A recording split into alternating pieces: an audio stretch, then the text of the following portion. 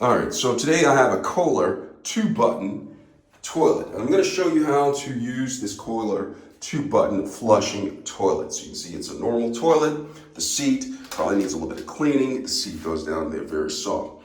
In order to use this, they have buttons on the top. But first thing I'm going to do is show you how to turn off the water altogether. And if you come down here, you see there is a spigot that it connects to the actual toilet. If I turn it this way, wait a minute, turn it this way, it is turned off. If I turn it this way, it is opened up and water is allowed to flow to the toilet. That's just something, say for instance, if you're leaving out of town, you probably want to turn it off. But we're gonna get to the flush and how to use it. So I'm gonna open up the commode, okay? So if you look at the top of this, there's two buttons.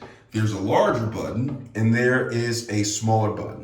Now, say for instance, you just come in here, you drank a lot of water and you have to use the restroom. Not a big thing, smaller, you just pee in the toilet. You go ahead and press the smaller button.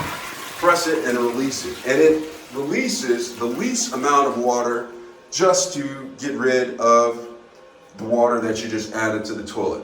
But if you have a number 2 or number 3 or number 4, you have to go do number 2, number 3, or number 4, you're gonna need a lot more water to get that out of the toilet. And so what happens is, you're gonna, after you've done the number 2, number 3, or number 4, you're gonna come out to here after you use toilet paper. Please use some toilet paper, all right?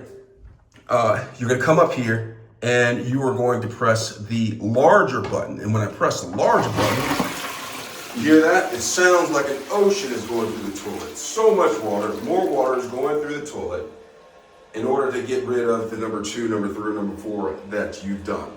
And that's how you use a Kohler push button toilet. Hope this video has been helpful. Thanks a lot for watching.